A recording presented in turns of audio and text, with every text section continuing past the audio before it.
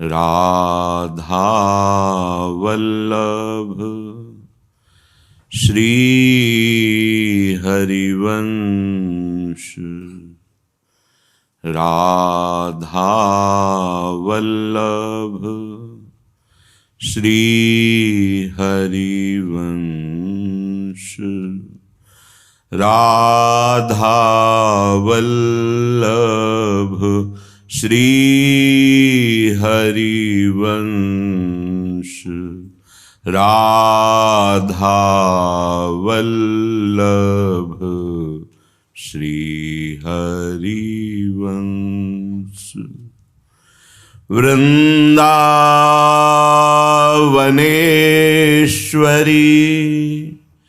तवैव पदारविन्दम् प्रेमामृतैकमकरन्द रसौघपूर्णम्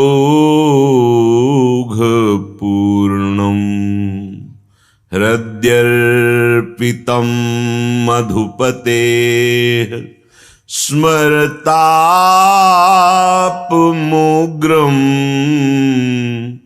निर्वापयत्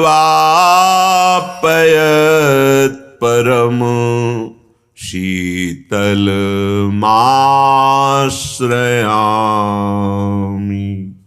निर्वापयत् परम शीतलमाश्रयामि।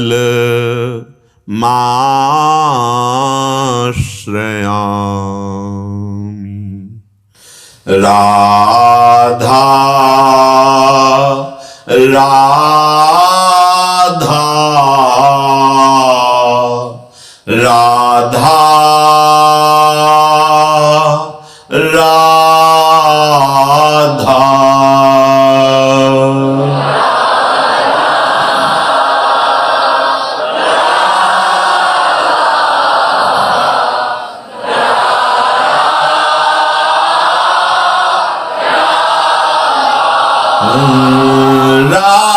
राधा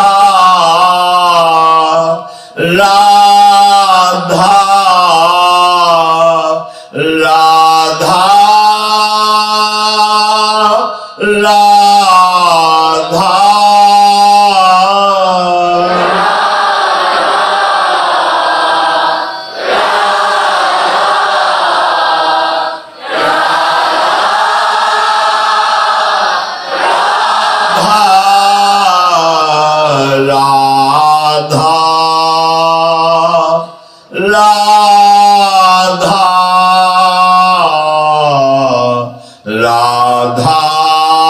राधा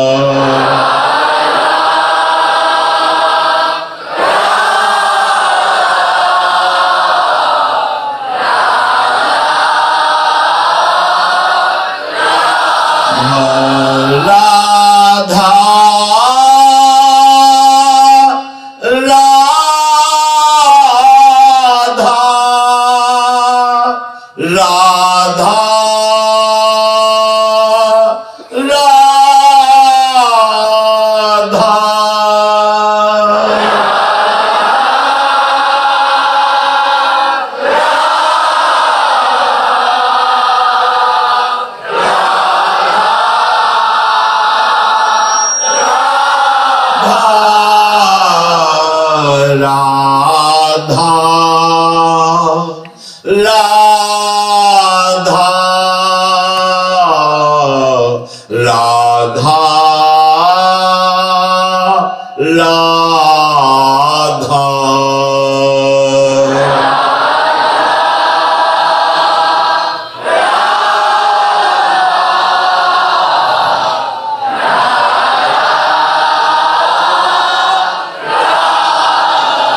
श्री राधा वल्लभ लाल की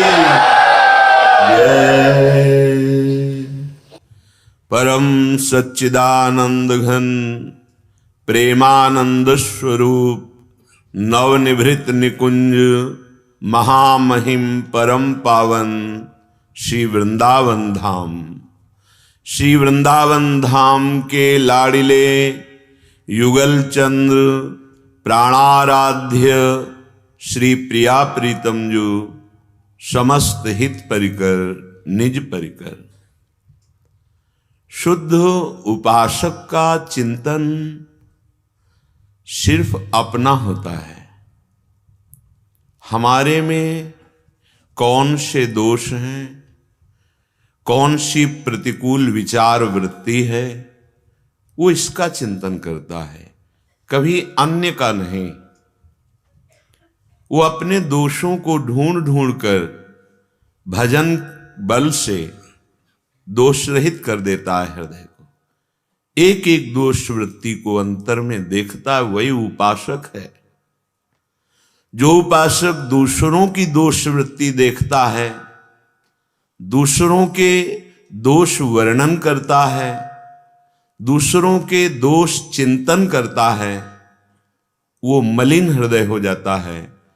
अपने आराध्य देव गुरुदेव की जो प्रिय वृत्ति है उससे वो दूर हो जाता है। परदोष दर्शन, परदोष चिंतन, परदोष कथन, परदोष श्रवण, ये उपासक की उपासना को ढक देता है और प्रतिकूल मार्ग में प्रेरित कर देता है चलने के लिए। इसलिए इस पर बहुत ध्यान दीजिए। हमें सिर्फ अपने हृदय को देखना है। उपासना सब में भगवत भाव देखने की है।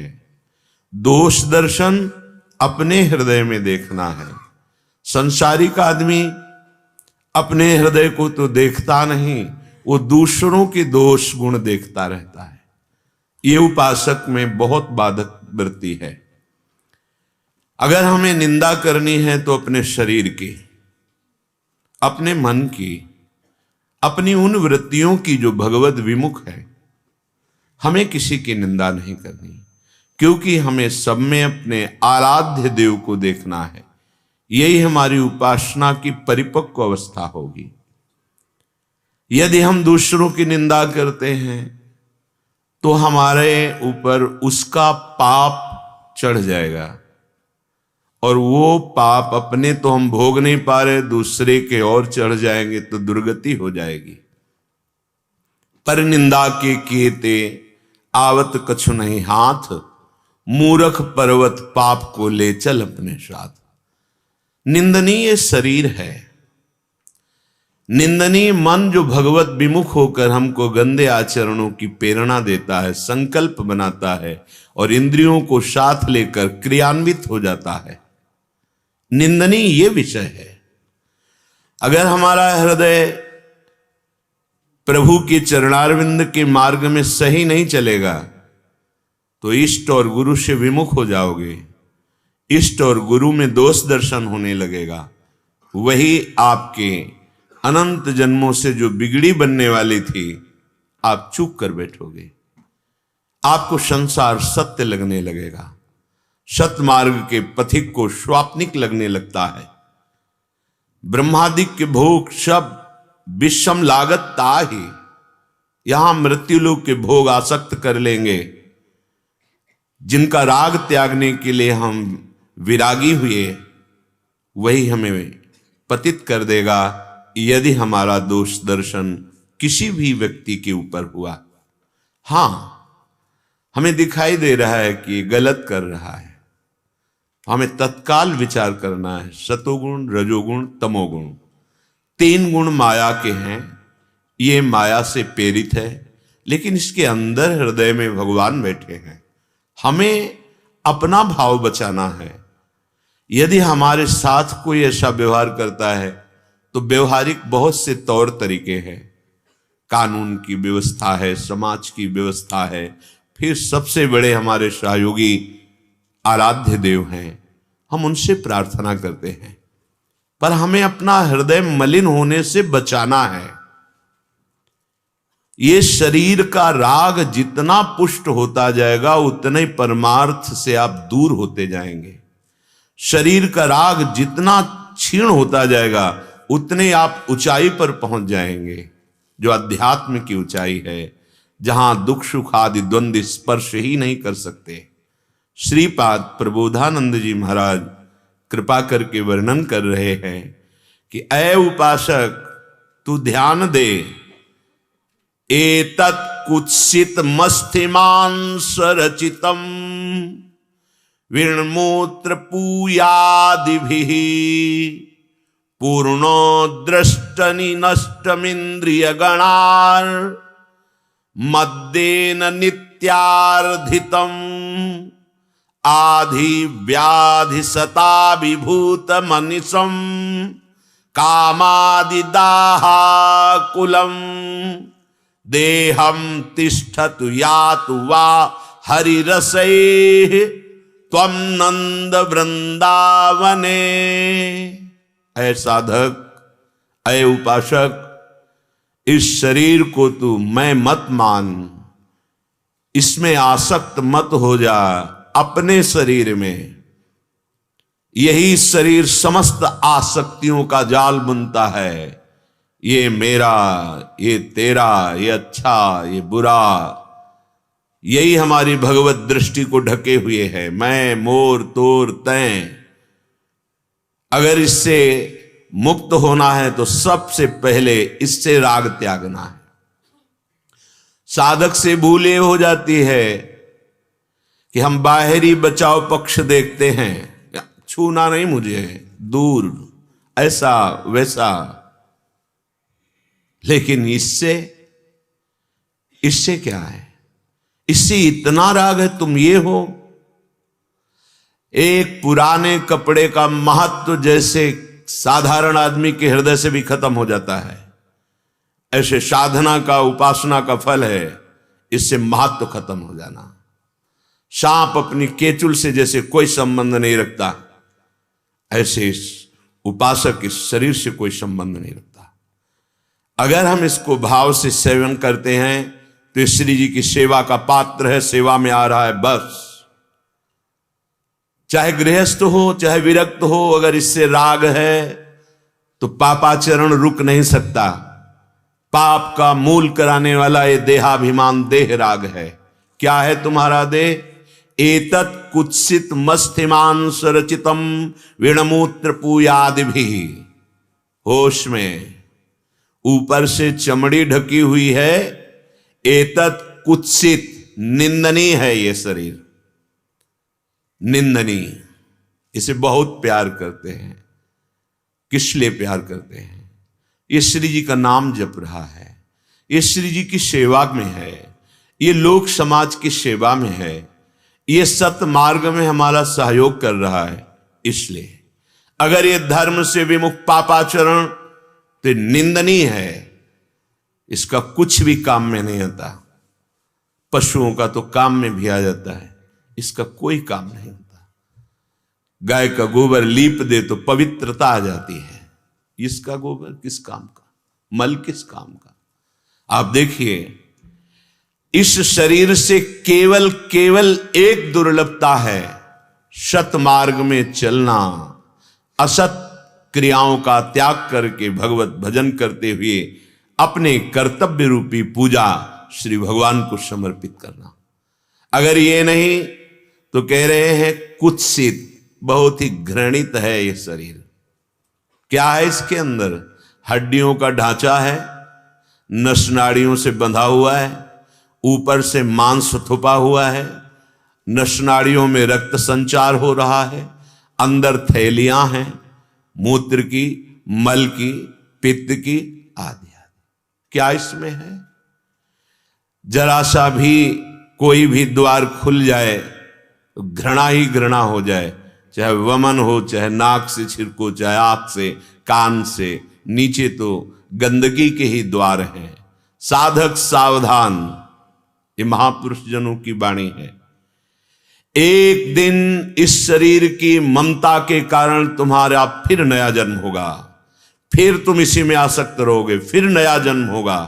अभी सावधान हो जाओ, ये तुम्हारा शरीर नष्ट होने वाला है, परिवर्तनशील है, प्रतिपल मृत्यु के समीप जा रहा है। जरा ध्यान दो, यहां बर्थडे मनाया जाता है। हम ये नहीं कह रहे कि तुम उत्साहित मत हो, लेकिन सत्य का अवलंबन लेकर उत्साहित हो, इस असत्य शरीर को लेकर नहीं। कोई भी उत्सव के बहाने कोई भी उत्सव करो, नाम संकीर्तन करो, दूसरों को सुख पहुंचाने वाली सेवा का उत्सव करो। हाँ, भूखों को पवा दो, वस्त्रहीनों को वस्त्र दो, बीमार जनों की औषधि की व्यवस्था करो। आज हमारा जन्मदिन है, हमारा जन्म पावन हो जाए, 24 घंटे का नाम कीर्तन बैठा लो, साधु सेवा करो, पशु पक्षियों की सेवा करो, ये तो बनेगा। निंदनीय पदार्थों का पान और खान करके निंदनीय क्रियाओं को करना उत्सव मनाना नहीं होता। वैसे तो शोकित होने का दिन है कि हमारी श्वासों से 1 वर्ष की श्वास चली गई, लेकिन सत्य कुछ भी नहीं कमा पाए, घाटा ही घाटा। आप कभी सोचते हैं ऐसा? तो सावधान, ये शरीर तुम्हारा कुत्सित है, घृणास्पद है, ऊपर से चमड़ी केवल चमक रही है, इसमें सब मलिनता ही मलिनता है, और ये शरीर एक दिन नष्ट होगा। विश्वास करो। क्या तुम्हें ये बात सूझ रही है? श्रीपाद कह रहे, पूर्णम दृष्ट निनष्ट मिंद्रिय गणार मर्देन नित्यार्धितम। तुम्हारी दृष्टि इस बात पर जा रही है कि तुम्हारा शरीर किसी क्षण भी नष्ट हो सकता है? नहीं सूझ रही, तभी तुम इन इंद्रियों से उपद्रव कर रहे हो। उपद्रव, धर्म विमुख आचरण, धर्म रहित आचरण, दुख देने वाला आचरण। भाई, आचरण सुधार लीजिए। सबसे बड़ी साधना आचरणों को सुधारना होता है। बहुत ज्ञान विज्ञान है, आचरणहीन हो वो कोई महत्वशाली ज्ञान नहीं रहा। रावण को भी बहुत ज्ञान था, हिरण्यकश्यप भी बहुत ज्ञान का वर्णन किया जब हिरणाक्ष का वध हुआ अपने परिवारजनों को। कौन ऐसा है जो बोलने में प्रवीण ना हो? बोलना प्रवीणता पूर्वक काल से नहीं बचा सकता, आचरण प्रवीणता पूर्वक कीजिए। तुम्हारा शरीर, तुम्हारी वाणी, तुम्हारा मन तीनों पावन हो जाएं, ये मानव जीवन का लक्ष्य है। अरे भाई, तुम्हें सूझ नहीं रहा कि तुम मरोगे? फिर किसके लिए पापाचरण कर रहे हो? क्यों अधर्म कर रहे हो? क्यों मनमानी आचरण कर रहे हो? ये तुम्हारी इंद्रियां तुम्हें ठग रही हैं। जैसे दोस्त का भाव करके ठग पीछे लग जाएं, ऐसे तुम्हारा मन, तुम्हारी इंद्रियां उपद्रव कराकर तुम्हारा नाश करा रही। 5 मिनट ऐसा कृत्य करा दिया, आजीवन कारागार, आजीवन जलते रहो। ऐसे बहुत सावधान। जिस शरीर को तुम आज स्वस्थ देखकर बहुत फूल रहे हो और प्रभु को भूल रहे हो, आदि व्याधि सता विभूत मनिसम कामादि दाहाकुलम, ये आदि और व्याधि से भरा हुआ ऐसे रोग प्रकट होंगे कि होश खराब हो जाएंगे। जहां तुम्हें रिपोर्ट मिलेगी ना, भजन तो किया नहीं, भगवान का आश्रय लिया नहीं, इसी का आश्रय लिया, मनमानी आचरण करते रहे। जहां तुमने ये संदेश पढ़ा मृत्यु का, या अब तुम्हारे कैंसर हो गया है, अब तुम्हारे ये हो गया है, बस खत्म जीवन का सारा खेल, जलते रहो। ये तो ब्याज है, मूल तो आगे मिलेगा। भाई, बड़े भाग्यशाली हो जो तुम्हें सत्संग मिल रहा है। अब सावधान हो जाओ, अपने भाग्य को दुर्भाग्य में मत बदलो। ये मन और इंद्रियां बड़ी उपद्रवी हैं, इनको छूट दे दे तो केवल केवल पापाचरण होता है। भगवान कृपा करके यदि संत समागम भी देते हैं, खलऊ करें भली पाई सुसंगु, मिटे न मलिन स्वभाव भंगु, वो रुद्र दृष्टि से संतों को देखते हैं। ऐसा प्रताप कैसे, ऐसा कैसे? दोष दर्शन करते हैं, बाद में निंदा करते हैं। खलऊ करें भली पाई, भगवान द्रवित हुए, अवसर दिया, सुधार कर लो। जब द्रवहि दीन दयालु राघव तो साधु संगति पाइए। पर वो वहां भी जाकर खलऊ करें भली पाई सुसंगु, पर मिटे न मलिन स्वभाव भंगु। सुधार कर लीजिए। ये तुम्हारा शरीर आज छाती फुला के चलते हो, कल ये नष्ट होने वाला है। बड़ी बड़ी आदि व्याधियां इस शरीर को नष्ट कर देंगी। जैसे देखा जाए पापात्मा पुरुष किसी रोग से ग्रसित नहीं है, बड़ा स्वस्थ दिखाई दे रहा है, बहुत ही अनुकूलताएं छा रही हैं, ये उसको नष्ट करने का जाल है। अगर उसे दुख मिलता तो उसको पश्चाताप होता कि मैं पाप कर रहा हूं, मैं बचूं नहीं। पुण्य नष्ट हो रहे हैं क्योंकि उसको भयानक दंड मिलना है। अब पुण्य का प्रताप चल रहा है और पापाचरण कर, वो पुण्य नष्ट हुए, ये पापाचरण और पूर्व पापाचरण सर्वस्व नाश कर देंगे। और आप लोग संसार में उदाहरण देख लीजिए, हाँ, सर्वस्व नाश हो गया, वंश का वंश नष्ट हो जाता है। खूब झूम रही थी फिर धूल धूसरित हो गए। पाप किसी को बख्शता नहीं है। ऐसा ना देखो कि वो पाप कर रहा है, उसको कोई जुकाम बुखार नहीं, कोई उसके ऊपर बाधा नहीं, बड़ा सुखपूर्वक। हाँ, वो सुख जो भोग रहा है बहुत जल्दी दुख भोगवाना है उसको, क्योंकि उसके पुण्य नष्ट हो जाए। जब कंस ने वसुदेव जी को इस वचन पर कि जो भी पुत्र होगा मैं आपको ला के दूंगा, सत्यव्रती धर्मात्मा महात्मा वसुदेव जी अपने वचन के पक्के प्रथम पुत्र लेकर गए। कंस ने देख करके द्रवित हो गया और कहा, आपके सत्य से मैं प्रभावित हूं, आप इस पुत्र को ले जाइए, मेरी मारने की इच्छा नहीं है, मैं 8वें पुत्र को मारूंगा, तुम 8वें पुत्र को जरूर ले आना। नारद जी उनके जाने के बाद तुरंत आए, विचार किया, अगर ये ऐसे द्रवित होगा तो भगवान के अवतार में बाधा पड़ जाएगी। बताया कि कौन सा 8वां हो सकता है, कमल की पंखुड़ी ली, अष्ट कमल दल, और कहा यह भी 8वां हो सकता है, यह भी 8वां हो सकता है, यह भी 8वां हो सकता है, यह भी 8वां हो सकता है। कई रहस्य होते हैं। वो जो बालक आए हुए थे उनको बहुत जल्दी मुक्त करना था। जैसे माता गंगा ने 8 वसुओं में 7 वसुओं को मुक्त कर दिया, प्रकट होते ही गंगा जी में डाल दिया। जो भगवान के पार्षद होते हैं उनकी चिंतनी शक्ति भगवान के आदेश से चलती है। भगवान के आदेश से उसको समझाया, उसकी समझ में आ गया, बुलाया, मार दिया। अगर ये पापात्मा दया करेगा तो बहुत विलंब हो जाएगा इसके नाश के लिए। इसके हृदय में क्रूरता ही रहनी चाहिए जिससे जल्दी नष्ट हो। ऐसे ही दैवी विधान उसको पुण्य का संयोग दे देता है और वो पाप करता हुआ सम्मान को प्राप्त होता है। ऐसा लगता है बड़ी समृद्धशाली है, कोई रोग नहीं, कोई परेशानी नहीं। नहीं नहीं नहीं, चूक मत करो, वो तुम्हारा आदर्श नहीं है, उसका सर्वनाश होना है। बड़े बड़े महात्माओं को देखा जाता है भयानक पीड़ाओं से युक्त हैं। आपको लगेगा क्या भजन और धर्म का यही फल है? नहीं नहीं नहीं, वो आदर्श हैं। वो सुख दुख को समान भाव से सहते हुए परम सच्चिदानंद सुख को प्राप्त हो रहे हैं। उनके सारे अशुभ नष्ट हो रहे हैं। प्रणाम नमस्कार करने वाले, दर्शन करने वाले, संभाषण करने वाले, शरीर का पोषण करने वाले समस्त भजन के अधिकारी बनते हैं और वो शुभ अशुभ दोनों का नाश करके परम पद में। ये ऐसी बुद्धि का आश्रय मत लो कि अधर्म करने वाले बड़े सुखी हैं। तुम्हारा शरीर सैकड़ों आदि व्याधियों से ग्रसित है और सबसे बड़ा रोग कामादि दाहाकुलम, ये काम हृदय को जलाता रहता है जब तक भगवान का भजन परिपक्व नहीं हो जाता। भजन होता है पर परिपक्व नहीं होता, तब तक इनका आक्रमण होता रहता है। साधक सावधान। देहम तिष्ठतु यातु वा, ये अभी रहे या अभी छूट जाए क्या फर्क पड़ता है। हम राधा राधा बोल रहे, अच्छे आचरण से चल रहे, हमें अभी भगवत प्राप्ति हो जाएगी। आप समझिए, भगवत प्राप्ति कोई समय सीमा में नहीं है। भगवत प्राप्ति आपका चिंतन, आपका आश्रय, आपका समर्पण। अभी तो अभी, बिगड़ी जन्म अनेक की, अब ही सुधरे आज। पर हम समेट नहीं पा रहे। जितना समेट पाने में समय लगेगा उतनी भगवत प्राप्ति विलंब है।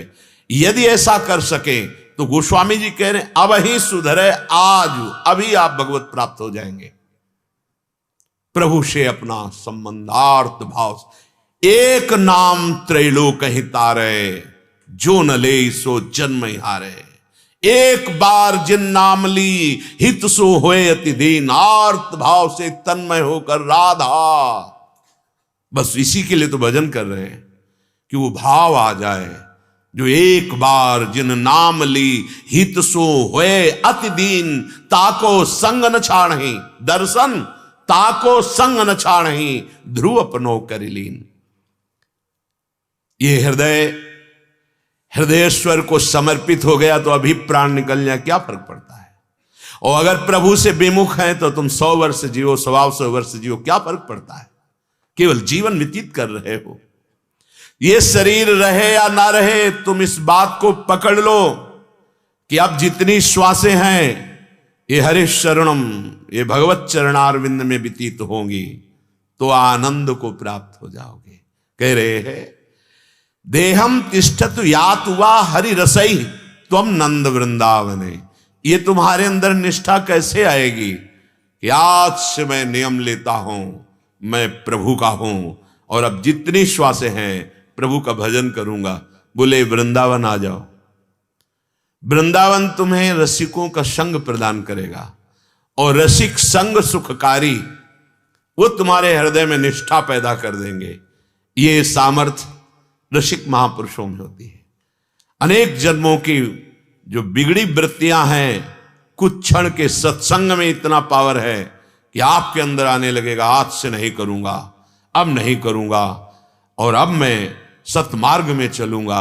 ऐसा कि आप केवल सत्संग के वचन सुनकर कुमार्गगामी उन दृढ़ बंधनों को जिनको तोड़ना कठिन तोड़ देते हैं, तो आप सत्संग के प्रभाव से इसको भी छोड़ सकते हैं।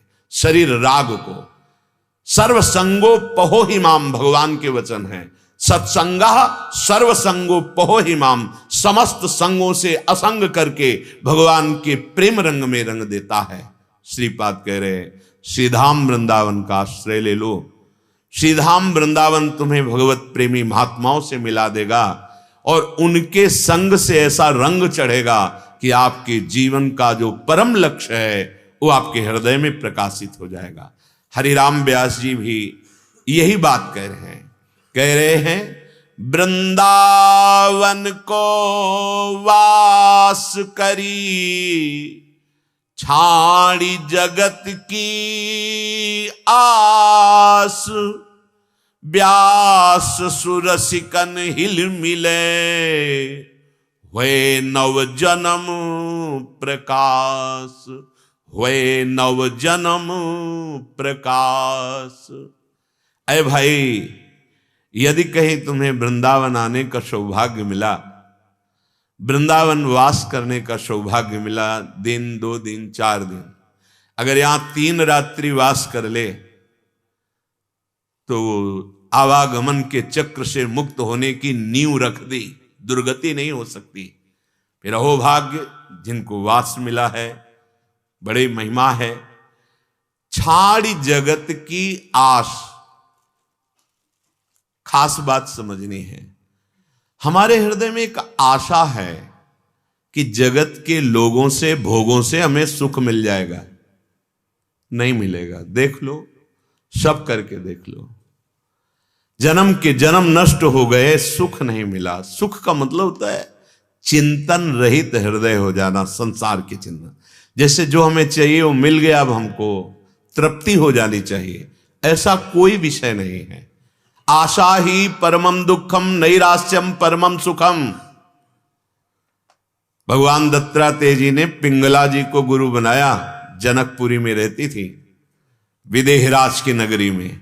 श्रृंगार करके संध्या काल के बैठ गई और रास्ता देख रही, कोई पुरुष आएगा, पैसा देगा, हमारा जीवन चलेगा। अब ये पुरुष आ रहा है शायद मेरे पास। अब ये पुरुष, रात्रि के 12 बज गए। घृणा पैदा हो गई अपने इस कृत्य पर और कहा, धिक्कार है मुझको, मैं शरीर बेचकर जीवन यापन करना चाहती हूं अन्य पुरुषों से, और मेरे हृदय में परम पुरुष भगवान विराजमान है, कभी स्मृति नहीं गई। आज से मैं नियम लेती हूं, जगत की आशा का त्याग करके एकमात्र आत्माराम भगवान का ही चिंतन करूं। वही गुरु बना लिया दत्तात्रेय जी ने। 24 गुरुओं में पिंगला गुरु। और कितना महामहिम उसका संकल्प बना कि हरिवंश महाप्रभु ने रस ग्रंथ 84 जी में उसका उदाहरण दिया। यह जो एक मन बहुत ठोर करी, कही कौने सच पायो, जहां तहां विपत्ति जार जो विति लो, प्रगट पिंगला गायो। रस समुद्र 84 जी में पिंगला का स्मरण किया। क्या हुआ पिंगला का? सबसे जोर की बात हुई जो साधक बहुत वर्षों में नहीं कर पाता, निश्चय आज से मैं किसी भी पुरुष की तरफ नहीं देखूंगी, आज से मैं अपने हृदय में विराजमान भगवान से ही संतुष्ट रहूंगी। अब वो हमारे जीवन को चलाएंगे, वही गुरु बना लिया उसको। हम लोग बहुत लंबी यात्रा जीवन की करते हैं, लेकिन हमारा निश्चय बहुत फिसड्डी होता है। जहां कोई संयोग प्राप्त हुआ इंद्रियों का या किसी व्यक्ति वस्तु स्थान का, वहां हम ढुलक जाते हैं। निश्चय ही भगवत प्राप्ति कराता है, बात समझ लो। छाड़ी जगत की आस, बाद में तो छोड़ना ही पड़ेगा आपको, क्योंकि कितने ऐसे रोज उदाहरण आते हैं। एक ही लड़का था, वो उनको लेकर चला गया, अब हम तो बैठे हैं, हमारा मन उसी में लगा है, वो हमें देख नहीं रहा, हमसे बात नहीं, अब रो। अगर गोविंद को अपना माने होते तो कृपा मना लेते कि आज गोविंद की कृपा हुई, मैं झूठे संबंध में फंसा था, आज से मुझे निहाल कर दिया। केवल प्रभु का भरोसा, आप केवल प्रभु का भजन करेंगे और अपने प्राण रूपी पुष्प गोविंद के चरणों में चढ़ा देंगे, निहाल हो जाए। नहीं किया, क्यों? क्योंकि जगत की आस बंधी रही। ये आशा ही परमम दुखम, नैराश्यम परमम सुखम। छाड़ी जगत की आस नहीं छूटती, ये आशा नहीं छूटती। क्या करे? तो ब्यासु सुरसिकन हिल मिले, हुए नव जन्म प्रकाश। तुम्हारा नया जन्म हो जाएगा यदि किसी रसिक महापुरुष से अपना हृदय मिला दो। हिल मिल, ऐसा नहीं होता है। हमारे अनुकूल तो गुरुदेव भगवान, हमारे प्रतिकूल तो भौं चढ़ गई, हम नहीं मानते। क्यों? अनुकूलता को गुरु माना है, अपने मन की अनुकूलता को गुरु माना है। ये वही मन है जो दुर्गति करा रहा है। बहुत विचित्र है। हमारे अंदर ऐसी ऐसी भावनाएं बैठी हुई है जो हम लाभ नहीं ले पाते हैं। उन भावनाओं को देखो, शुरुआत यहीं से की थी। अपने हृदय को देखो और उन दोषों को निकालो। दोषों को निकालने के लिए आए हो। ईर्ष्या, द्वेष, ये सब अपना मार्ग नहीं है। अपने को सब में प्रभु देखकर नमन।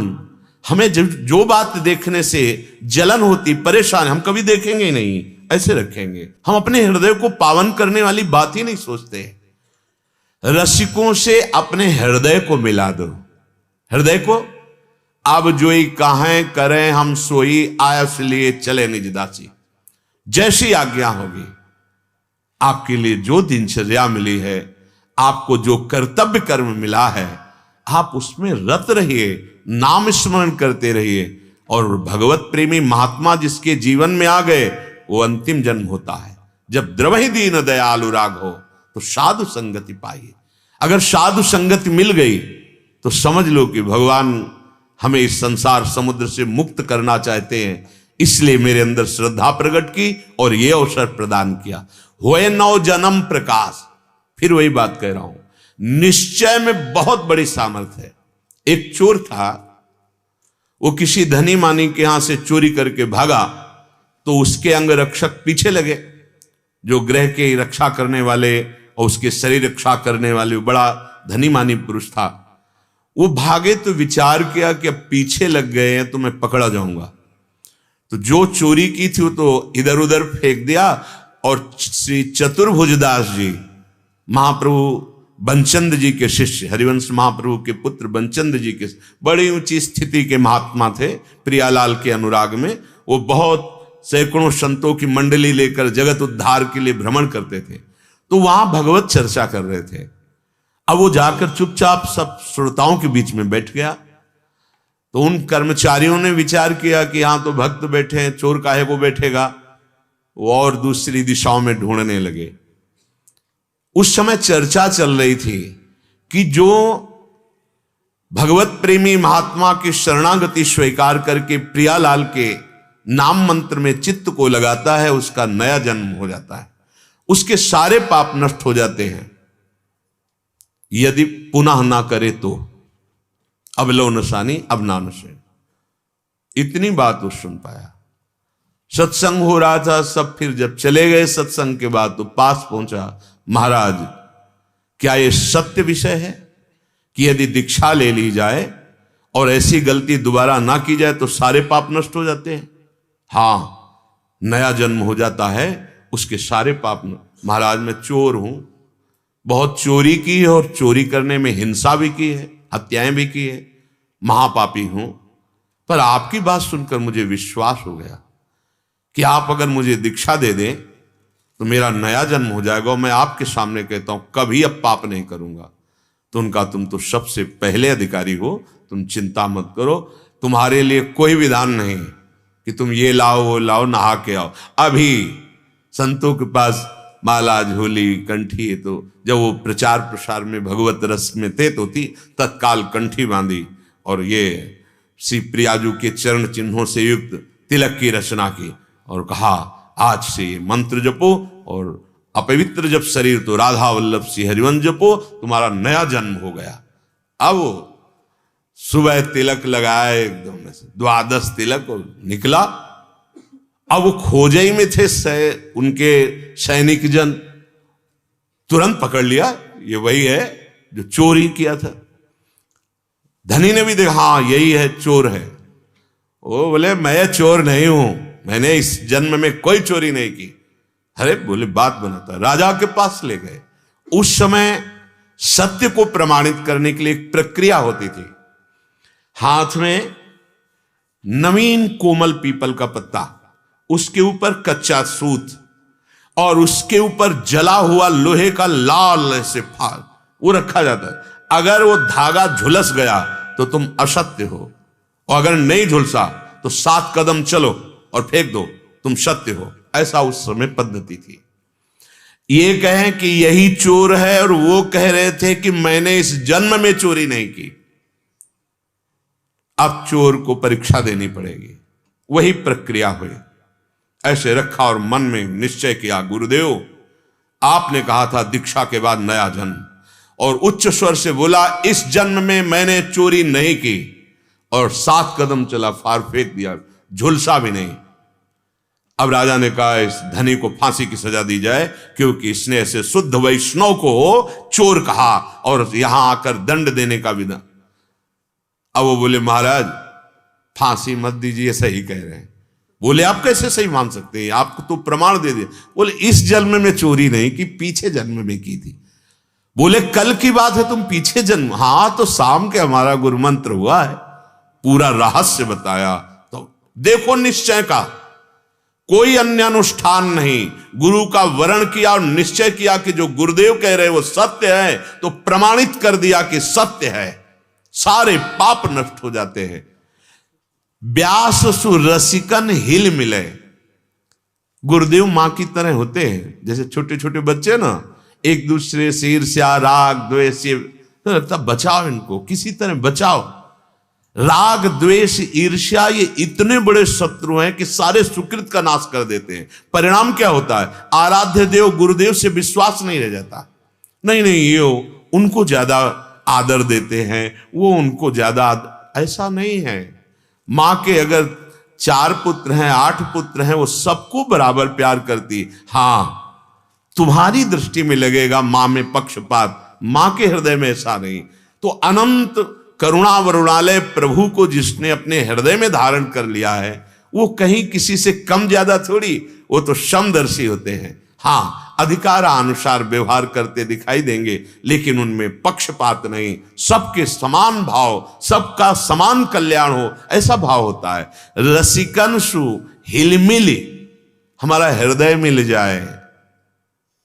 एक बार हितधाम में थे तो कोई सत्संग दूसरे के मोबाइल में डालना था, तो दूसरा वो जो कर तो उनका ब्लूटूथ सिस्टम, उस समय जो हितधाम में थे उनका ऐसा, तुम अपना को, हम सुन रहे थे देख रहे थे तो चिंतनीय विषय, हाँ उनका ये सिस्टम, शायद ऐसा ही सिस्टम गुरु शिष्य का होता है।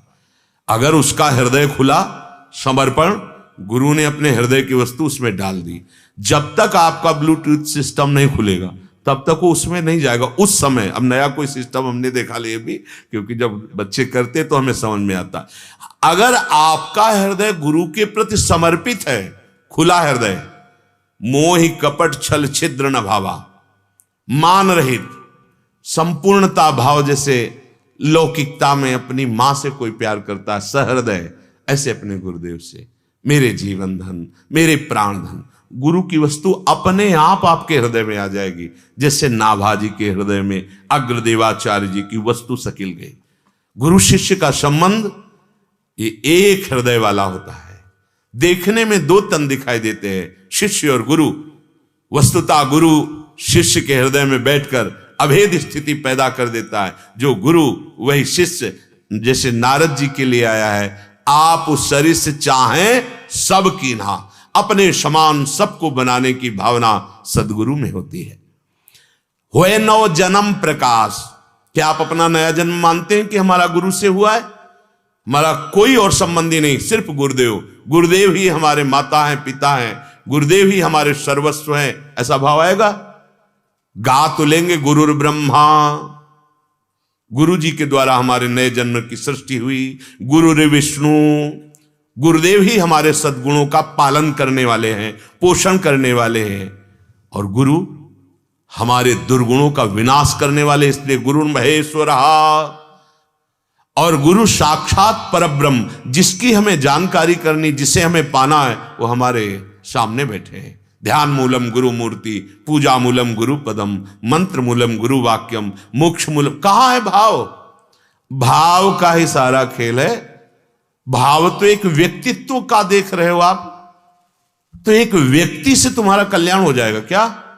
व्यक्ति कभी गुरु नहीं बन सकता, गुरु कभी व्यक्ति नहीं हो सकता। साक्षात परब्रह्म, कहां भावना है? तभी जो होए नव जन्म प्रकाश, वो नहीं हो पाता। गुरु मंत्र लिया, गुरु को परमार्थ पथ की सिद्धि प्राप्त करने के लिए तन मन वचन से वरण किया। अब हमारी मां गुरु, हमारे पिता गुरु, हमारे स्वामी गुरु, हमारे सर्वस्व गुरुदेव, इसी से प्राप्त हो जाता है। इसी को तो समेटना साधना कहते हैं। चाहे इष्ट पे समेट दो, चाहे गुरु पे समेट दो, बात हो जाएगी। इनके सिवा मेरा कोई नहीं।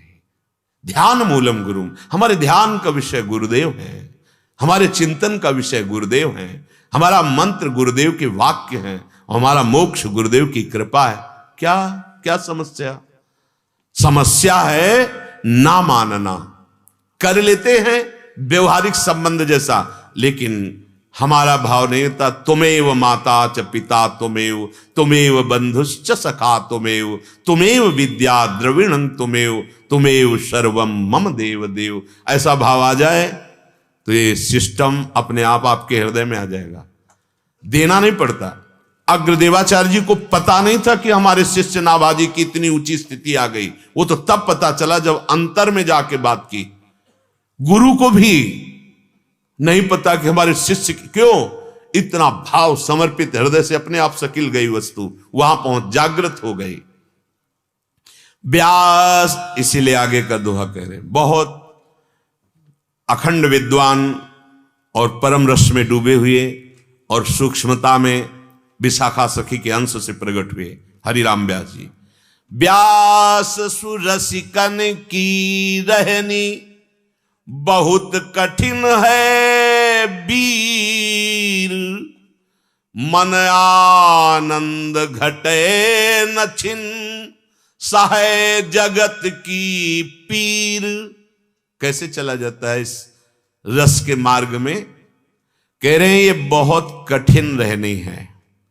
कोई वीर बहादुर इस मार्ग में चलता है। वीर बहादुर, बाहर के वीर बहादुर तो आपको दिखाई देंगे, लेकिन ये वीर बहादुर काम क्रोध लोभ मोह मद मत्सर सबको परास्त करके, परास्त कैसे होते हैं? सहत सहत बाढ़े भगति गृह तन गुरु हितगार। संपूर्ण जीवन गुरु की आज्ञा में और सहनशीलता हृदय में, तितिक्षवा, महान सहनशील, हर परिस्थिति को सहकर कोई जान न पाया और निकल गए, उसे कहते हैं वीर बहादुर। बड़ो ही कठिन है भजन ढिग डरिबो। नागरीदास जी, बड़ा कठिन है भजन मार्ग में चलना। क्यों? इतनी विपरीतता आती है कि वहीं वो टूट जाता है। वो जिसको रसिकों का संग नहीं, अगर सत्संग मिल रहा है, शुद्ध और अशुद्ध भी सत्संग होता है। हां, यदि हम कामना रख करके गा तो भगवत यश रहे हैं, लेकिन कामना धन की है, मान की है, सम्मान की है, तो असर नहीं होगा। चौथी भगत मम गुनगन करे कपट तज गान, ये कपट है, प्रभाव नहीं पड़ेगा। अगर शुद्ध हृदय से सबका मंगल हो, मेरे प्रभु सब रूपों में है, सब निर्दोष हो, सब स्वस्थ हो, सब सुख शांति को प्राप्त हो, तो एक एक वचन तीर की तरह तुम्हारे अंदर चुभेगा और तुम्हें उठाकर दलदल से, मोह दलदल से, वासनाओं के दलदल से सतमार्ग के प्रकाश में खड़ा कर देगा। बड़ा कठिन है रसिक मार्ग पे चलना, बहुत कठिन है। देह सजाना, देह का मान प्राप्त करना, देह के भोग प्राप्त करना, गान करना सच्चिदानंद का हो सकता है ऐसा, लेकिन देह राग त्याग करना, मान का मिटिया मेट कर देना, सब विकारों पर विजय प्राप्त करके लाडली लाल के अनुराग में, ये बहुत कठिन बात है। इस मार्ग में चलने वाला उपासक ध्यान दे, व्यास सुर रसिकन की रहनी बहुत कठिन है वीर, मन आनंद घटे नहीं और साहे जगत की पीर। कोई तुम्हारा उपहास करेगा, कोई निंदा करेगा, कोई कुछ, सहना है। जब सह जाओगे तो घड़ा मजबूत हो जाएगा, उसमें प्रेम रखने लायक हो जाएगा। जैसे कच्ची माटी का घड़ा पहले सूर्य के ताप में तपाया जाता है, इतने में भी वो रस रखने लायक नहीं हुआ, फिर जलते हुए आवे के बीच में रखा जाता है, और जब पक जाता है तब कुछ भी द्रवित पदार्थ रखो, अब वो फैलेगा नहीं। अगर कच्चा घड़ा हो तो एक चुल्लू पानी डाल दो, फैल जाएगा। कच्चा घड़ा है अपने लोग, जरा सा विकार आया, प्रतिकूलता ही फैल गए। क्यों? क्योंकि तपाया नहीं गया। ये भगवान क्यों अपने भक्तों को प्रतिकूलता देते हैं, आवे में रख के तपाते हैं? क्यों? क्योंकि महाआनंद आना है। यहां तो थोड़ा सा सुख मिल गया तो देखो कैसे फूले डोल रहे हैं, और दुख मिला तो जीवन ही से निराश हो गए।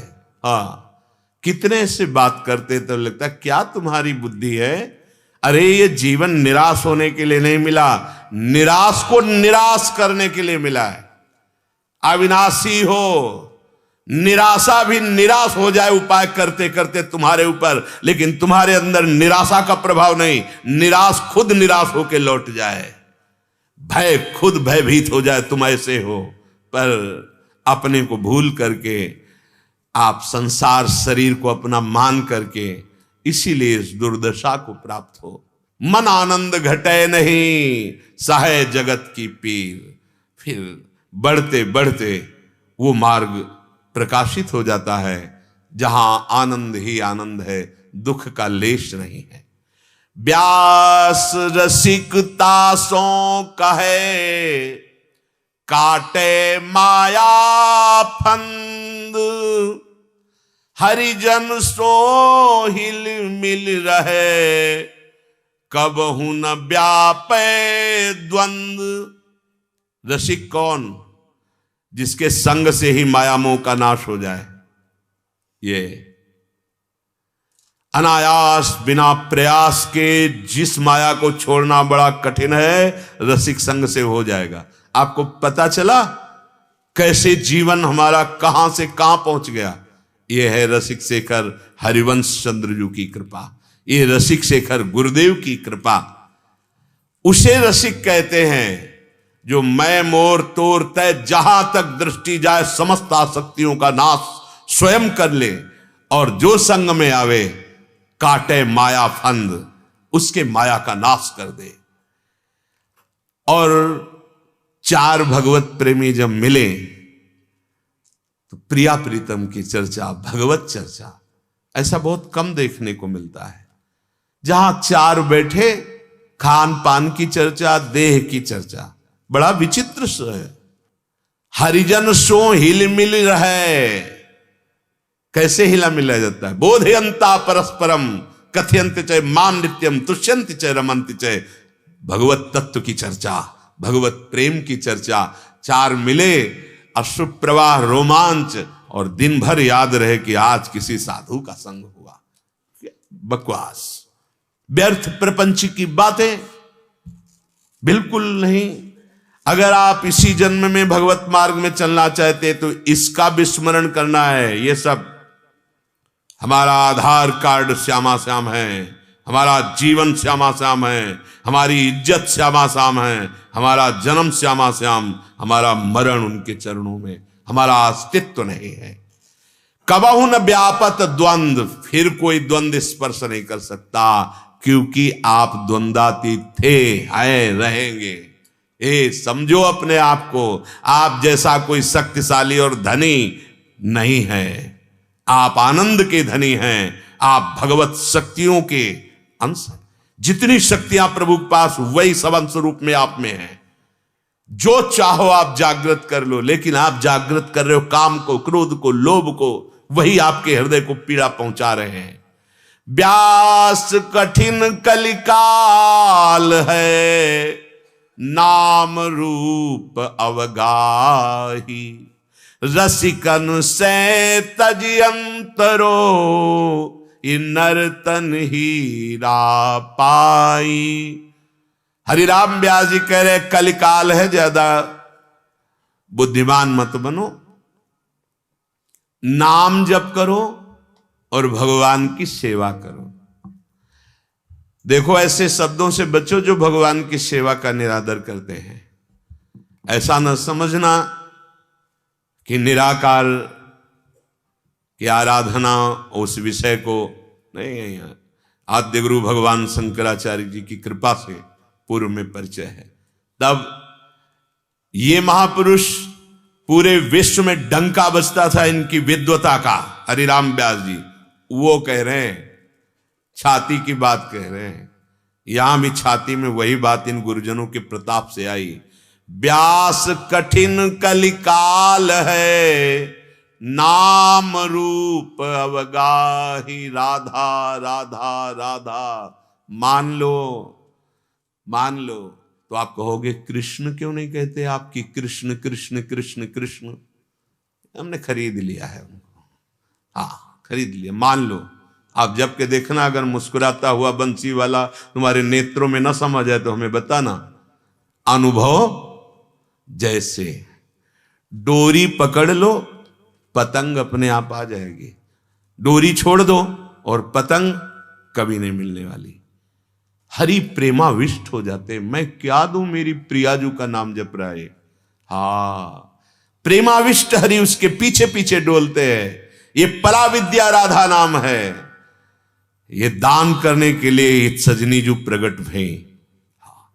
कभी जिभ्या से श्यामा कुंज बिहारी के सिवा नहीं निकला स्वामी हरदास जी। बिहारी जो सामने मंद मंद मुस्कुराते हुए विराजमान। ये एकांतिक रस है आगम निगम पुराण, जिस तत्व को नेति नेति कहते हैं, जिसे जाहि विरंच उमापति नाये, जो रस नेति नेति श्रुति भाख्यो, हमारी प्यारी जू के अधीन है। जाके अधीन सदा इस सांवरो, या ब्रज को सिरताज। मान लो, तुमसे कुछ लेना नहीं है। राधा राधा बिना तर्क और संशय के शुरू कर दो। न कलिकाल, न कोई विनायक, न कोई पाप तुम्हें नष्ट नहीं कर पाएगा, विश्वास कर लीजिए। और प्रियालाल का प्रेम, इसमें दोनों युगल सरकार समाये हुए। रा रसदात्री, धा धारण करने वाले लालजू महाराज। मांगत लाल लाड़िलो नागर, प्रगट भई दिन दिन की चोरी, दान दैरी नवल किशोरी। ये रा और धा हमारे प्रिया प्रीतम है, जुगल सरकार है। राधा नामय कार्यम हनुदिन मिलितम साधना गीस कोटि। बार बार आपसे प्रार्थना करें जा, राधा वहां कोई बाधा नहीं। और लालजू महाराज अधीन रहते हैं, अधीन। आहा, यदि किशोरी जू का नाम जिभ्या पे है, लालजू महाराज। एक बार बंसी सखी अधरों पे लालजू के विराजमान होकर चहक रही थी। इनसे ज्यादा सौभाग्यशाली कौन होगा। सदैव लालजू का अधरामृत पान करके पुष्ट होती हैं बंसी जी, अपने कर कमल की गादी पर विराजमान करके, और एक कर कमल से उनके चरण चापते रहते हैं। अधरों का पान कर कमल पे, कर कमल रूपी शैया पे विराजमान और चरण चापते रहते हैं। बंसी जी की इस रस भरी स्थिति को देखकर लाडली जी ने कहा लाओ में हम बजाएंगी। लालजू ने कहा आपसे तो बजेगी नहीं। लाडली जी समस्त कलाओं में प्रवीण, ऐसा कैसे हो सकता है कि बंसी ने, लालजू ने कहा प्रिया जो पक्का नहीं बजेगी आपसे। ले ली, अधरों पे रखा, बंसी मौन।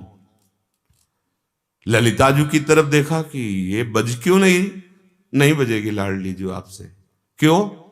क्योंकि आप जब बोलोगी तो श्याम श्याम बोलोगी, और बंसी का नियम है, प्रण है, रसना कटो जो अन रटो। ये बोलेगी तो राधा राधा, आप राधा गाओगी ले, इसलिए बंसी बोलने वाली ले। हाँ, बंसी जो हरिवंश महाप्रभु के रूप में प्रकट भये, ये राधा नाम के दाता, जिसमें लालजू महाराज अत्यंत आसक्त है। हरि रसना राधा राधा रट, मान लो प्रार्थना, परिणाम खुद देख लेना। व्यास कठिन कलिकाल है। क्या इसकी कठिनता है? हम ज्ञान विज्ञान वर्णन करते हैं, स्थिति नहीं आने देता है। स्थिति रहती है भोगों में। बहुत सुलझी हुई बात है। ऊपर से तर्क के द्वारा आप हमारा मुंह बंद कर सकते हो, किसी का मुंह बंद कर सकते हो। विद्वता ऐसी हो सकती, मानते। बात विद्वता की स्थिति की होती है। स्थिति कोई भी विकार आपके हृदय में स्फुरित ही नहीं हो रहा। कलिकाल है। आहार विहार दृश्य संयोग ऐसे हैं कि टिकती नहीं है वृत्ति, चंचल बनी रहती, चलायमान बनी रहती। तो ऐसी स्थिति में भगवत प्राप्ति कैसे होगी? तो हरिराम व्यास जी कह रहे, व्यास कठिन कलिकाल है, नाम रूप अवगाही। राधा राधा राधा। और हमारे जो प्रभु की सेवा है, देखो कहीं भी सेवा करो, कहीं भी किसी की भी, उसमें भगवत भाव कर लो, भगवान प्रसन्न हो जाएंगे। अब पता नहीं कौन सी हवा चली है कि भगवत सेवा का निषेध किया जा रहा है, और वो बिना गुरुदेव मूर्तिमान जो उनकी सेवा किए कौन सी सिद्धि प्राप्त कर लेगा? सेवा करनी ही पड़ेगी। गुरुदेव अगर हैं तो चराचर जगत में अखंड मंडलाकारम व्याप्तमेन चराचरम, तो हम गुरुदेव मान करके देखें या आराध्य देव मान करके देखें। बिना उपासना के कोई आगे बढ़ता ही नहीं। पर आजकल ऐसी कुछ भावना चली है कि जो नए साधक हैं एक क्षण में बुद्धि भ्रष्ट हो जाए, ऐसे ऐसे संग हैं। इसलिए प्रार्थना करते हैं, श्री जी जब किसी पर द्रवित होती हैं तो रसिक संग मिल जाता है। गली में पड़ा हुआ लोहा जिसे लोग पैरों से कुचल कर जाते थे, पारसमणि ने छू दिया, सोना बन गया। अब वो आभूषण बन करके आराध्य देव के कुंडल कंकन में विराजमान।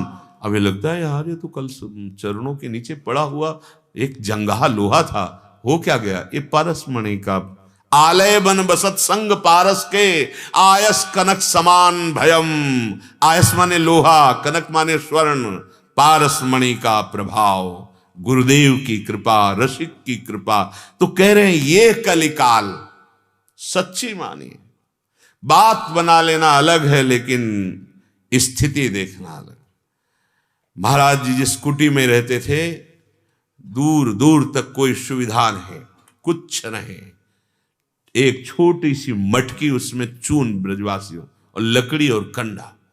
ना किसी का आना, ना किसी का जाना, ना किसी से कोई मतलब। ऐसे ना बिजली, ना मतलब सुविधा नाम की कोई चीज नहीं। ऐसे प्रिया प्रीतम के अनुराग में डूबे, रात उनकी सेवा में रहे, रात में उठे। कब सोते हैं? कब अगर कभी सोते हुए विश्राम पा तो थोड़ा सा, बस वही 2 3 4 ऐसे ऐसे देखा। ये हर समय हम लोगों का क्या जीवन है? महापुरुषों का इतनी, और गीता, भागवत, वेदांत, शास्त्र जहां जहां से चर्चा की वहां वहां से घेर करके वहीं, यद्यपि मौन महाराज जी बोलते, वहीं वहीं से घेर कर वहीं प्रियालाल के चरणों में। तब ये कोई न समझे कि ज्ञान शास्त्रों का, हाँ, समस्त उपनिषद, गीता, भागवत, जो जो प्रश्न किया जहां जहां से, तब ये कहा जाता है रसिकों से हिल मिल करके नवजीवन प्रकाशित होता है। अब वो है कहां, विचार करके देखिए। नाम विराजमान है, रूप विराजमान है, रात दिन परिचर्या जो पहले थी एकांत में, वही आज सबको पान करा रहे हैं। आज पता नहीं कौन सा ज्ञान जागृत होता है कि महापुरुषों द्वारा सेवित स्वामी हरिदास जी, बिहारी जी महाराज, गोपाल भट्ट जी, राधा रमन, ये ऐसे महान की इनकी भावना से सच्चिदानंद वपु। अब आप देखिए श्री गोपाल भट्ट जी को, कोई आया बड़ा भावुक कि आपके कौन से ठाकुर जी हैं, उनको हम वस्त्र आभूषण देना चाहते हैं। सबके ठाकुरों को दे रहे थे, मन में एकदम शालिग्राम भगवान विराज मन में आया हमारे ठाकुर जी के।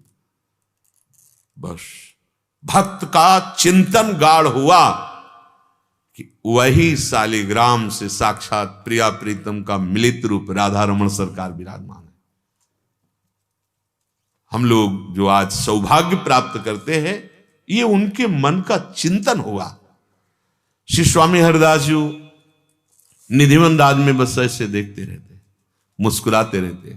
विठल विपुल देव जी महाराज प्रणाम किए, कहा महाराज स्वामी जी इधर क्या है कुंज में, बोले तुम्हें नहीं दिखाई दे रहा, देखो। देखा वो बिहारी बिहारिन जो चरणों में गिरे, बोले प्रभु हमारी आकांक्षा है, अगर ये जन साधारण भी इनको देख पाए तो कल्याण हो जाएगा। संतों का हृदय कैसा होता। स्वामी जी ने देखा, प्रार्थना करी, तो प्रिया प्रीतम तत्काल मिलित रूप धारण किए और बांके बिहारी के रूप में सीधे सच्चिदानंद बपू, ये हमारे जो वृंदावन के ठाकुर है, ये साक्षात प्रिया प्रीतम मिलित रूप है। नाम रूप की अवहेलना की जा रही, कौन सा कितना बड़ा ज्ञान है, कौन सी, हमें तो समझ में नहीं आता। क्या आद्य गुरु भगवान शंकराचार्य जी की छवि नहीं है? क्या उनका पूजन नहीं? क्या गुरुदेव का पूजन नहीं? या किसी भी महापुरुष का क्या उसकी आराधना नहीं? बस हमें लगता है कहीं ना कहीं हम लोगों से त्रुटि होती है। सर्वम खलमिदम ब्रह्म की दृष्टि रहित होते तभी ये खंडन मंडन चलता है। सबसे प्रार्थना है, यह कठिन कलिकाल है, नाम रूप अवगाही। हमारी प्रार्थना मान लो, महापुरुषों की बात मान लो। गोस्वामी जी कहते हैं, भगवान शंकर को साक्षी कह के कह रहा हूं, अगर मेरी जबान थोड़ा भी कुछ ऐसा बोले तो गल जाए, मुझे जो कुछ प्राप्त हुआ है रामा। गोस्वामी जी कहते हैं।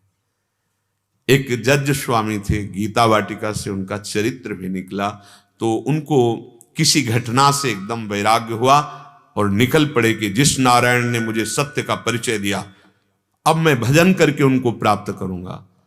ऋषिकेश गए, हरिद्वार, बड़े बड़े संतों से मिलते और जहां कहते कि मैं सुप्रीम कोर्ट का जज, मेरे पास इतना इतना सब वैभव, मैं देकर संन्यास लेना चाहता हूं, तुरंत आदेश हो जाता, गंगा स्नान करके और दोबारा वापस नहीं जाते।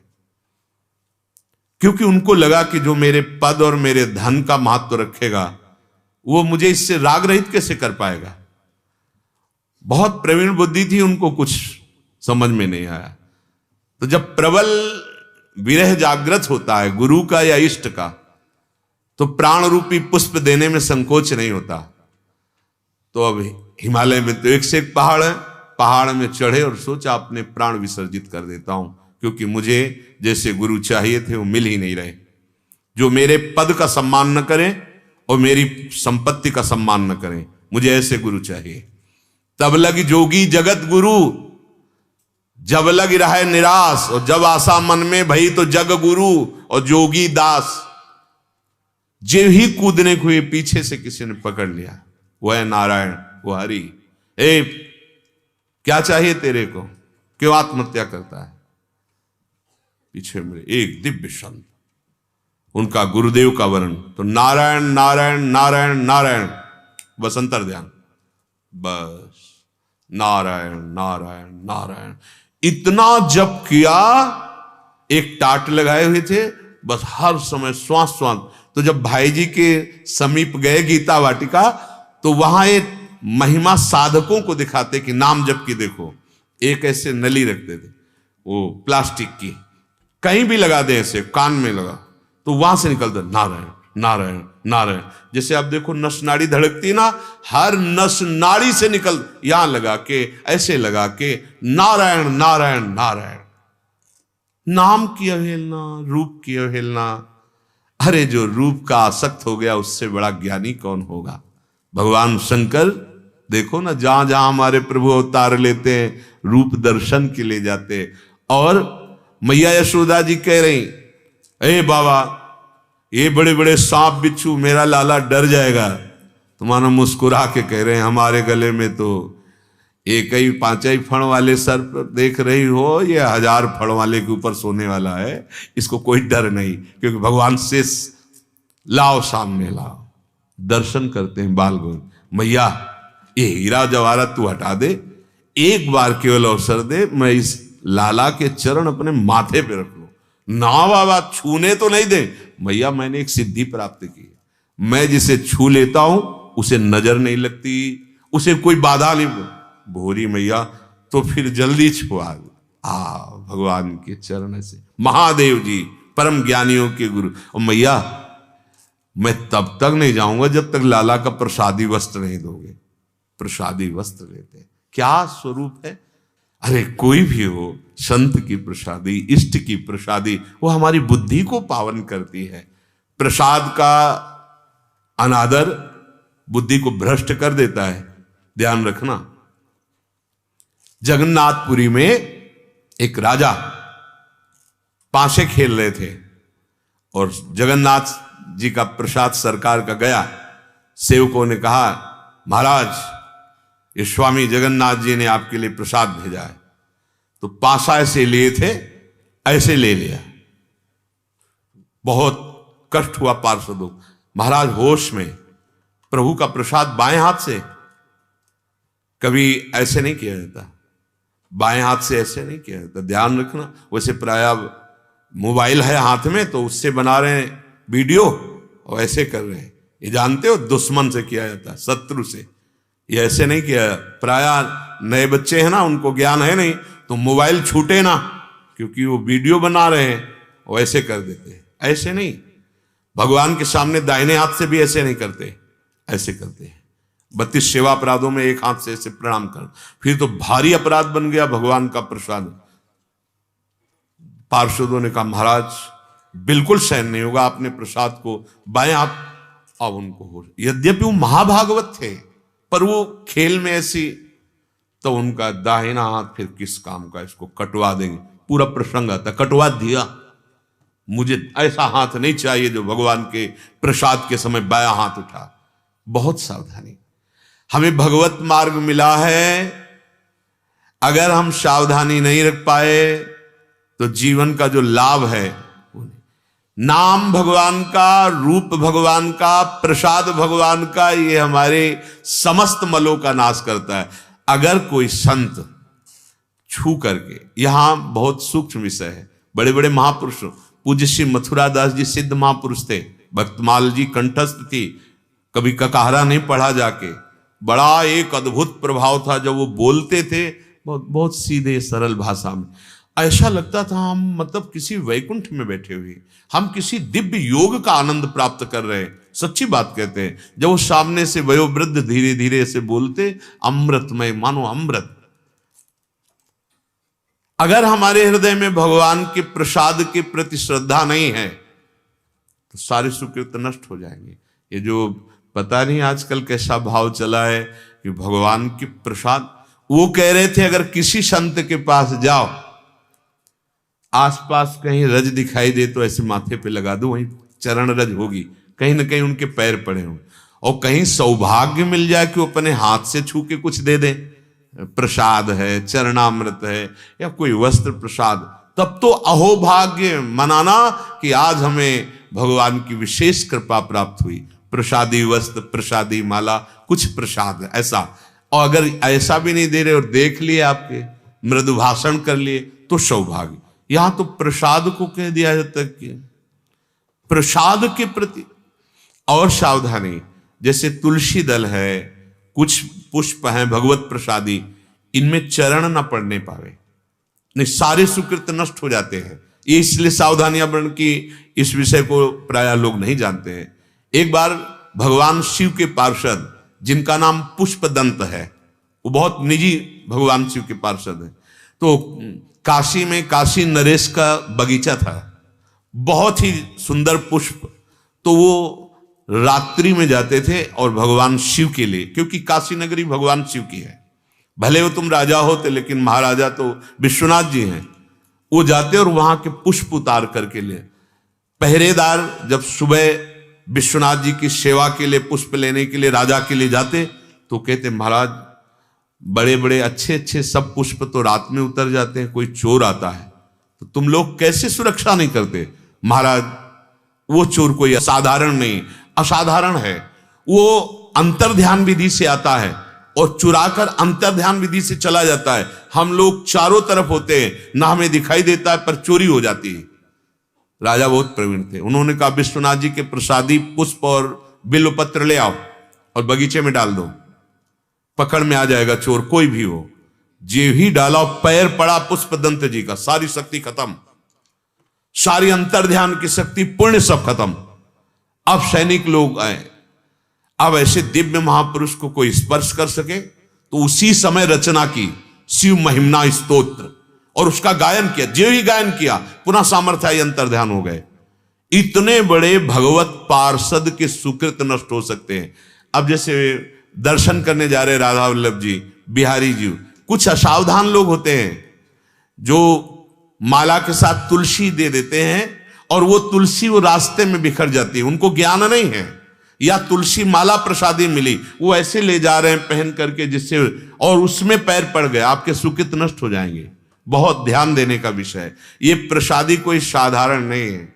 जरा सा प्रसाद मिलता, महाप्रभु चैतन्य देव अश्रु प्रवाहित करते हुए माथे पे, और मानो साक्षात प्रभु का आलिंगन हो रहा है।